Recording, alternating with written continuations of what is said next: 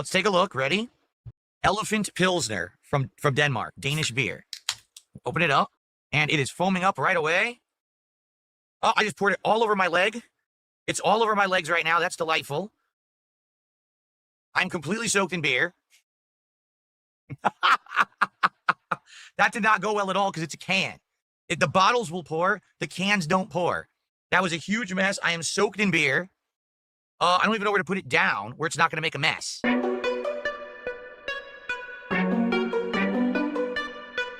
Urban Style Individual. What's up with y'all? Hopefully this video finds you in good spirits, and if not, well, at least you're not DSP. And for good reason, because it appears Phil is once again trying to monetize his addictions. Now, we've seen him have success with this with DSP Tries It, but it's never enough for Phil. He has to have it all, of course, because he's bound by his greed. So let's get into it. Good evening, everyone. Phil here, and welcome to the Daily Wrap for what was Thursday, the 28th of August, 2025. And no, I didn't suddenly become a crazy alcoholic on a drinking binge. This is a whole bunch of beer next to me. No, you did not become a crazy alcoholic because you are one, allegedly. And I'm not just saying that. There's plenty of proof out there to show that that's the case. I mean, you can look at some of his old videos. You see big handles on countertops and on shelving. You know, Phil loves his booze. But there's good reason for it. Tonight we did the first ever Flight of Beers taste testing here on DSP Tries It. And it opened up with a disaster as I spilled some beer all over me. But hopefully it'll dry up and not be too big of a problem, I hope. Anyway, let's talk about how today went, because today was a big day. Today was the premiere of Metal Gear Solid Delta. And I'm sure that many of you want to hear my first thoughts about it, correct? Real quick, before he get into it, ain't it nice to have a new Metal Gear Solid game? Man, but the only thing about it is, why does Phil have to play it, man? I'm just being real, man. He be ruining, you know, I'll be trying to watch it so in case he drop a nugget or something, but at the same time, I got to watch him dismantle something that I love. You know, it's just bittersweet. Right. So today, no podcast. We hung out for about a half an hour, and then the antics began. And let me tell you, a ridiculous amount of people showed up. Attendance was up. Engagement was way up. Support was up. I hit a goal before we even booted the game. Okay. I hung out for a half an hour with the audience. I already hit a support goal. I was like, holy crap, that's insane. Now, I'm of the firm belief that there's a troll element contributing to the whole Metal Gear Solid playthrough. Because he's right. Before he even started, you know, he had his money. But I think more trolls want to see him play this than his actual fans want to see him play this. But to be real about it, Phil doesn't care either way as long as he's getting his money. Now, I will say this. If you do give him money, I don't care for what reason, you're a dent, and I'll never waver on that. But I do believe this playthrough is 100% troll driven. People really wanted to see me play this game. In a nutshell, without spoiling, Metal Gear Solid Delta Snake Eater is exactly the same as Metal Gear Solid 3 when it comes to the stages, the story, the actual mo capture cutscenes, and all of that. What's different is the visuals are upgraded to be modernized, so all the character models are upgraded, all the environments look modern. The controls have been tweaked. Now, you can either play with Legacy mode or with the new control scheme, you can now aim third person over your shoulder to shoot the gun. Previously, you had to draw it and then go into first person mode to try to aim and fire. It became very clunky and you were frozen in place. Now you can kind of move when you aim, just like modern games. And in addition to that, the CQC has been completely revamped. When you run up to an enemy, you can now just press the button and beat them up and throw them down. You can grab them and toss them. It's not like it used to be. Like, I remember you used to have to go behind them, grab them, go, ooh, ooh, ooh, ooh, take them out. You don't do that anymore. This is great. And I'm glad Phil is going through this whole thing. He probably feeling a little good because he has some booze. But I'm glad he's showcasing and highlighting the great mechanics of the game.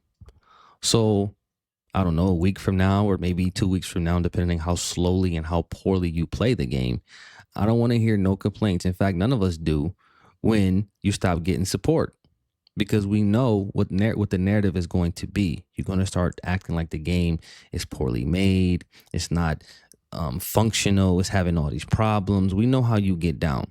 Now I'm gonna remember this clip too. Now you gave it a nice little opening salvo there. I'm gonna remember this. It's actually been completely redesigned to, again, to be a more modernized system. And the other major change is that the camera is no longer locked. Remember, in these areas, the camera would be locked and hovering around, and you have to crawl in the distance. You control your character. Now it's always behind you in a third-person mode, a la most modern games. So big changes for sure to how the game plays and the way it looks, but it is exactly the same game. It's Now let me say this on a side note. What they did with this is exactly what you're supposed to do when you remaster or bring a game back to the forefront that was a relic of the past. We want to play what we played then, just in a modern setting. So that means quality of life changes, menus being a little bit snappier, and even modernize the controls. But we want the framework of the game to remain the same. So to me, these are all W's. still is Metal Gear Solid 3 at its core. Okay. Now, here's the thing. I didn't do a podcast. I went right into the game. I played for nearly 4 hours today. I did 3 videos. I think one was like an hour and a half and 2 were like just over an hour. So almost 4 hours in, we just barely started. We got up to the Ocelot boss fight, which is the first boss of the game, and we ran out of time. Why? Because the game is all cutscenes, which, I criticized heavily in my first 1 to 2 runs of the game. There's so many cutscenes. And I'm going to be honest. Now that I've been through the game 3 times, I got bored. You know why you're bored, Phil? Because you're always on your damn phone when you're not playing a video game.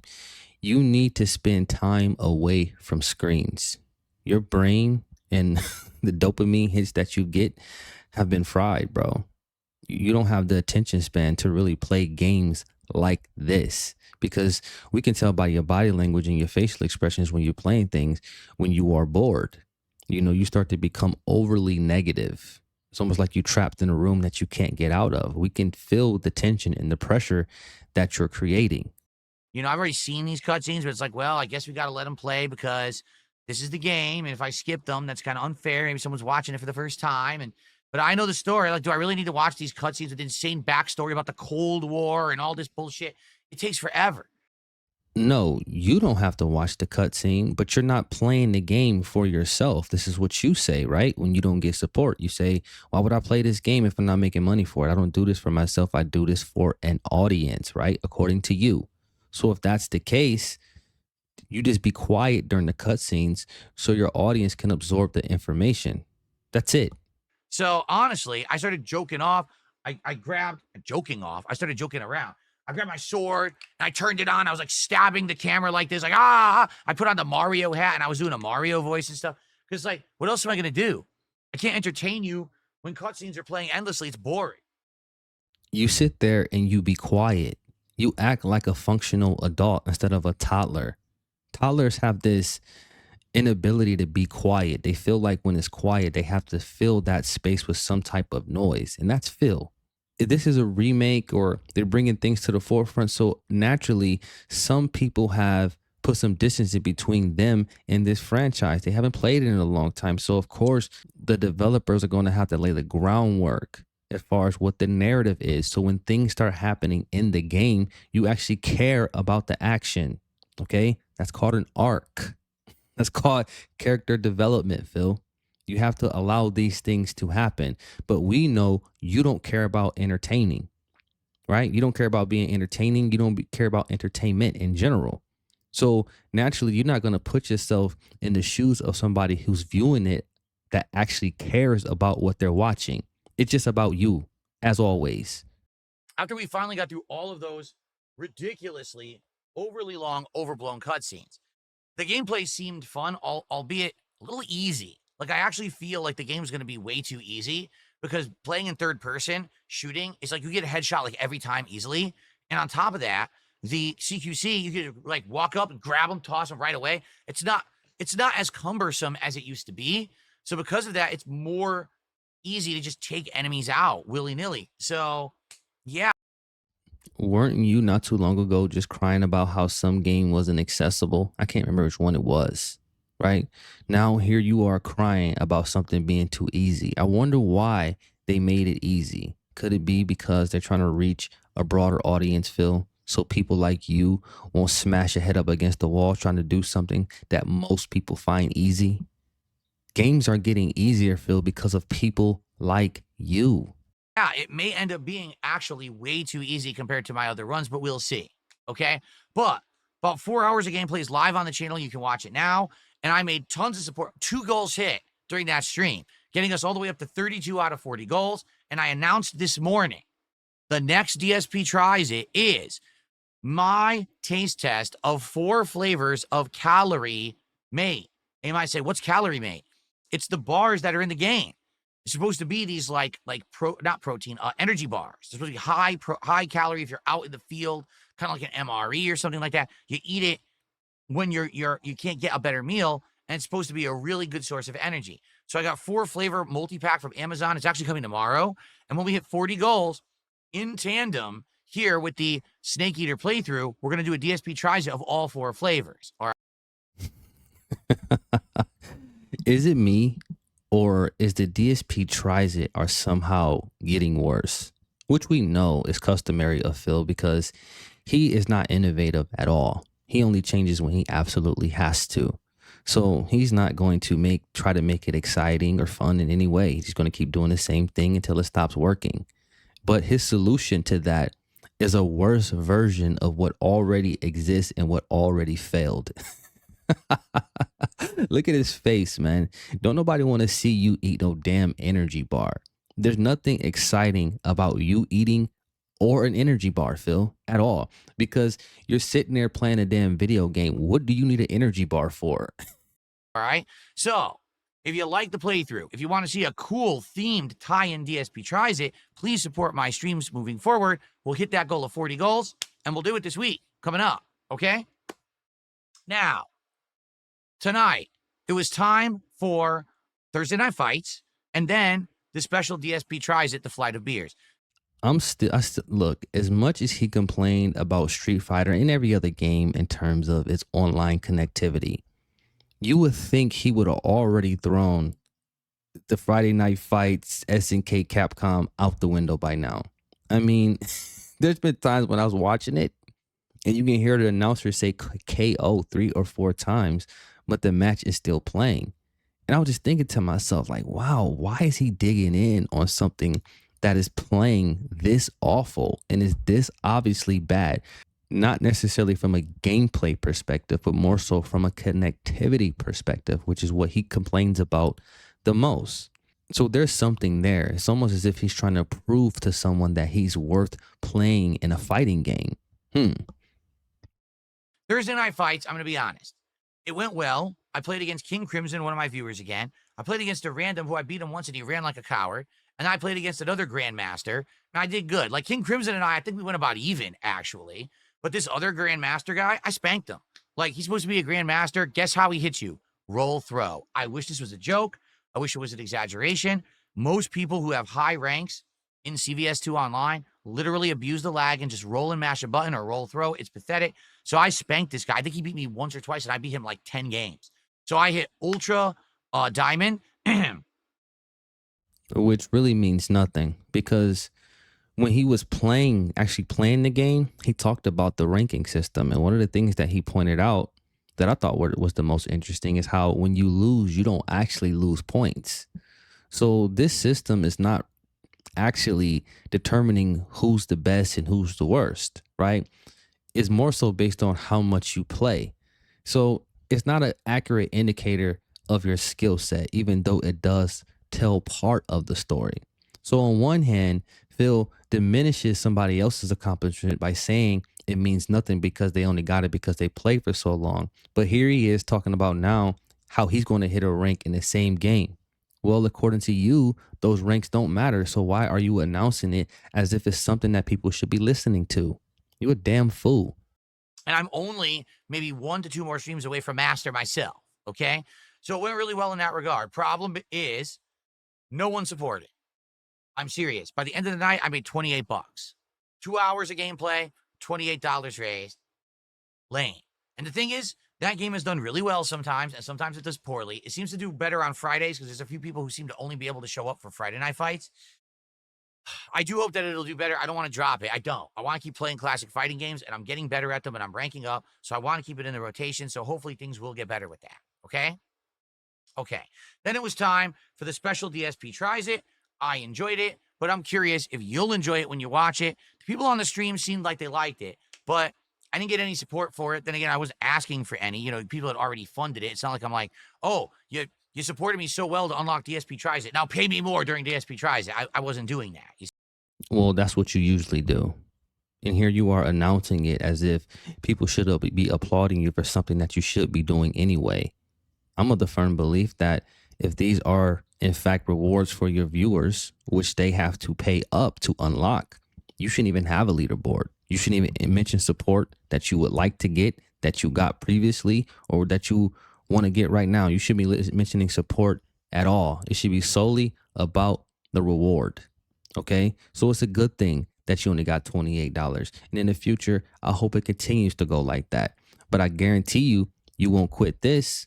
You know why? Because he is on a crusade to add the last of his addictions to his content.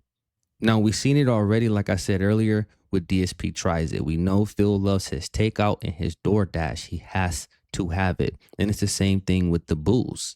Now, if he can manage to get both of those things on stream, my God, for Phil, that will be a match made in heaven. He can write off his booze? Are you kidding me? So I'm curious what people thought. If people liked that DSP Tries It, I would consider doing more stuff. Maybe I'll do hard liquor. Maybe I'll do, compare different vodkas, compare different tequilas, compare different whiskeys, right? You see how he's slowly trying to turn up the temperature? Because that's really what he wants to do.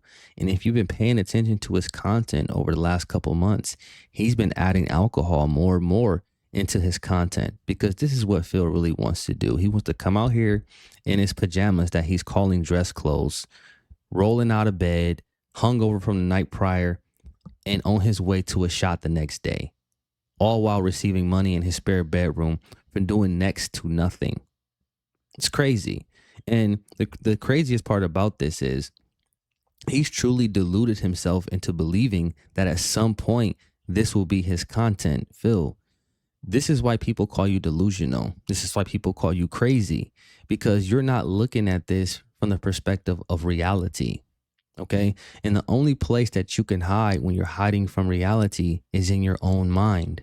All right. And this is why a lot of this dumb shit that you try to pass off as content is brought to the forefront, because you are only agreeing with you. Nobody cares about seeing a middle-aged man get drunk trying to play video games. You play video games so poorly, it's as if you're drunk anyway. I could. It's up to you, but we have to figure out what you would like to do. Or maybe try. How about I get 4 beers that are local beers, things from locals. There's tons of local beers out here, craft beers and stuff from this area, because I live in Washington State. Maybe I could just compare 4 here, right? So you let me know what you think. I tried to do different camera angles and stuff so people would like it. And if you liked it, great. If not, let me know. Maybe we won't do it again, but I'm curious how it went. Okay, something different. It wasn't a fast food taste test for once. So today was overall was good. I had a really great first stream, tons of support. Second stream, literally no support, but it all evens out and it was fine. So I'm not going to complain. It was still a great day overall. Okay. The fact that you said I'm not going to complain is an indictment on your complaining when you do complain, because you can only say that if the opposite exists, Phil. It's the fact that you're so entitled. You have so much greed. These people prop you up day in and day out. Phil, you are so expensive to maintain, dude. Have you actually looked at that? That's why I said you would be much better off for you and all your little dents out there if you just put how much you need per month on the screen. Just put it up there. Whatever that number is, $10,000, $11,000, and have allocations, right? Have line items so people know what's going to what, okay? Because this has gotten ridiculous, Phil. And the more this goes on, the more painful it's going to be, because we know you don't have enough ideas to continue to prop this stuff up. But at the same time, we know you hate playing video games. So it's a beautiful nightmare. And we're going to be here to watch, to point, and to laugh. That's all I got for y'all. Peace.